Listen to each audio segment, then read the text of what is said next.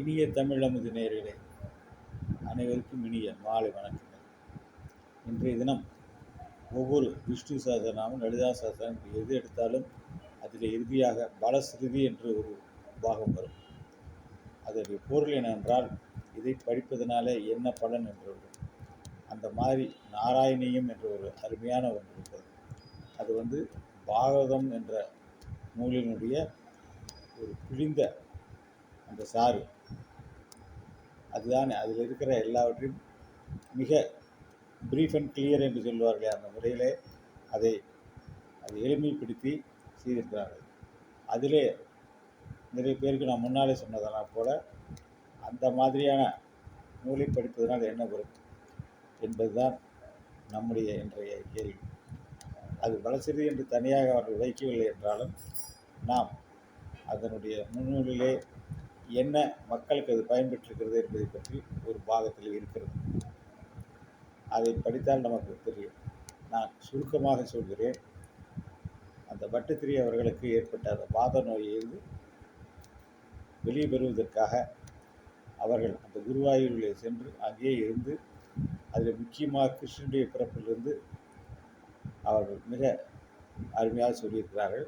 அதில் என்ன ஒரு சிறப்பு என்றால், கிருஷ்ணன் செய்த லீலைகள், கிருஷ்ணன் செய்த எல்லாம் வரிசையாக சொல்லி, கிருஷ்ணன் அவர்களிடம், இந்த குருவாயூரப்பனிடம் இதெல்லாம் உண்மைதானே, இதெல்லாம் உண்மைதானே என்று கேட்டதாகவும், அதற்கு குருவாயூரப்பன் தலையாட்டி ஆமாம் என்று சொல்வதாகவும், அதே மாதிரி அந்த அந்த பாம்பு மேலே நடனமாட்டினார்ல, அந்த நடனத்தை அவர் பார்க்க வேண்டும் ஆசைப்பட்ட பொழுது, அவர் கண் முன்னாலேயே அந்த கோவிலிலேயே அவர்கள் அந்த இடத்துல ஜலம் போவது மாதிரியான ஒரு சத்தத்தை காண்பித்து, அங்கே காளிங்கை நடத்தத்தை அவர்கள் அந்த குழந்தை, சிறு குழந்தை அந்த நாகத்தின் மேலே நடனமாடியதை காட்டியதாகவும் சொல்லியிருக்கிறார். எனக்கு தெரிந்து அதன் பலன் பெற்றவர்கள்லாம் என்ன சொல்லியிருக்கிறார் என்றால், அதாவது ஒருவர் இதே மாதிரி பட்டத்திரி மாதிரி வாயு அது ஏற்பட்டதினாலே அவர் அந்த வாதத்தினாலே அவர்களால் நடக்க முடியாது, பண்ண முடியாது. அந்த இடத்துல அதை சேர்ந்தவர்கள் அவர்கள் அப்படியே தூக்கி கொண்டு வந்து அந்த அமிர்தசரஸிலே உட்கார வைத்திருக்கிறார்கள் அந்த குளத்திலே. அப்பொழுது அந்த படப்பையை மேலே வைத்துவிட்டு சென்றிருக்கிறார். அந்த படப்பையை வைத்துவிட்டு சென்றிருப்பது ஒருத்தர் பார்த்துவிட்டு இவரால் எழ முடியாது என்று தெரிந்தவுடன், அந்த படியிலேருந்து மேலே வர முடியாது என்பதை தெரிந்தவுடன் அவன் அந்த பையை, அந்த பணப்பையை எடுத்து ஓடிவிட்டார். உடனே என்ன நடந்தது என்றால், இவருக்கு அந்த நேரத்தில் எதுவும் தோன்றவில்லை. அந்த பணப்பை இல்லாமல் ஒன்றும் முடியாது. எனவே அவர்கள் தண்ணி அறியாமல் எழுந்து ஓடுகிறார். அந்த திருடனை துரத்தி செல்கிறார். செல்லும் பொழுது இவரை அந்த தூக்கி கொண்டு உட்கார வைத்திருக்கிறவர்களாம் வந்து பார்த்துவிட்டு ஆச்சரியப்படுகிறார். எப்படி நீங்கள் காலையே ஊன முடியாமல் நீங்கள் இருந்த, கைகாலம் விளங்காமல் இருந்த நீங்கள் எப்படி ஓடினீர்கள் என்று கேட்கும் பொழுதுதான் அவருக்கு தெரிகிறது. தான் அந்த நோயிலிருந்து விடுபட்டு விட்டது அவற்றை தான் அவருக்கு தெரிகிறது. அன்றைய அவர் கனவிலே வந்து குருவாயூரப்பன் சொல்கிறார், அவனுக்கு தன்னுடைய குழந்தைக்கு, தன்னுடைய மகளுக்கு திருமணம் செய்து வைக்க வேண்டும் என்ற இடத்திலே கேட்டுக்கொண்டான். அதே நேரத்தில் நீங்கள் உங்களுடைய அந்த நோயிலிருந்து விடுபட வேண்டும் என்று கேட்டுக்கொண்டீர்கள். இரண்டையும் ஒரு சேர நிறைவேற்றுவீர்கள். எப்படி என்றால், இந்த பணத்து பையை எடுத்துக்கொண்டு ஓடினால் அவனிடம் பணப்பையை பெறுகிற என் தன்னை அறியாமல் எழுந்து ஓடியது இவருக்கு நன்மை.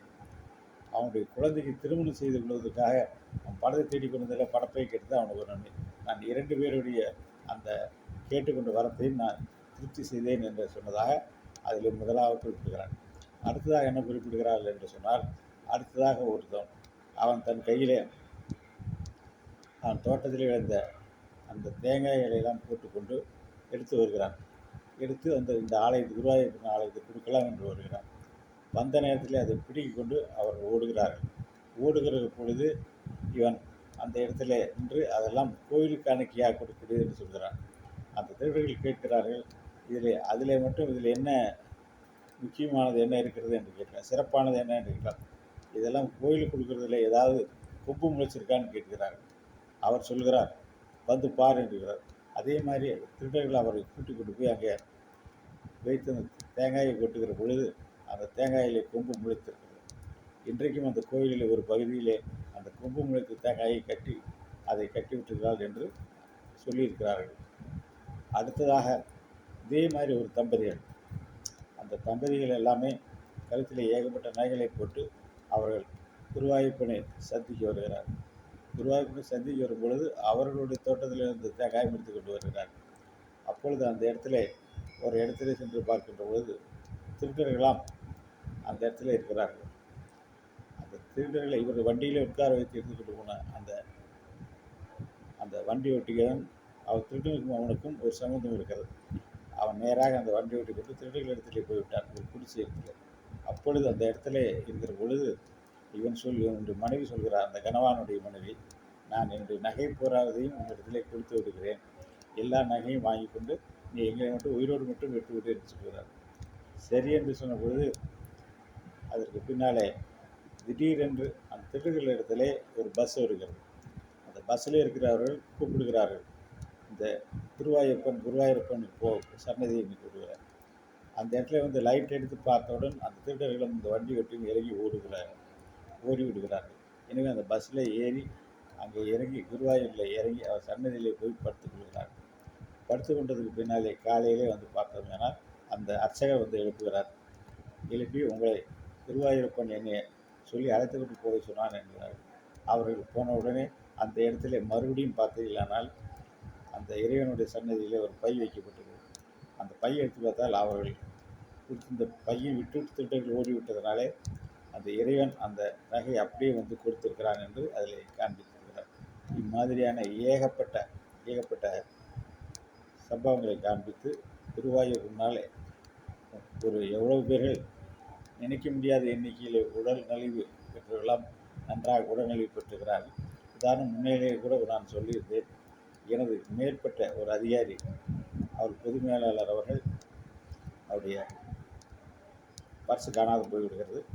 என்ன செய்து யார் இடத்துல போய் கேட்பது, பணத்தை கேட்பது என்றவர் மிகுந்த விசனப்பட்டிருக்கிற சமயத்தில் அங்கே வந்து சாஸ்திரிகளோடு சொல்லியிருக்கிறார். சாஸ்திரிகள் கவலைப்பட வேண்டாம், நான் அவரை சந்தேகப்படவில்லை, அந்த பணத்தை எடுத்துக்கொண்டு போய் நீங்கள் ஊருக்கு போய் சேருங்கள் என்று பணம் கொடுத்திருக்கிறார்கள். அதன் பின்னாலே தான் சாதாரணமான ஒரு கிளர்க்காக இருந்த அவர்கள் ஜெனரல் மேனேஜராக வந்து உயர்ந்திருக்கிறார் என்பதை அவர் என்னிடத்தில் சொல்லியிருக்கிறார். இப்படியெல்லாம் இறைவனானவன் கண்கண்டு தெய்வம் வழங்கியிருக்கிறான். இந்த நாராயணியத்தை பற்றி நாம் நாளை மறுநாள் பார்க்கலாமா? நன்றி, வணக்கம்.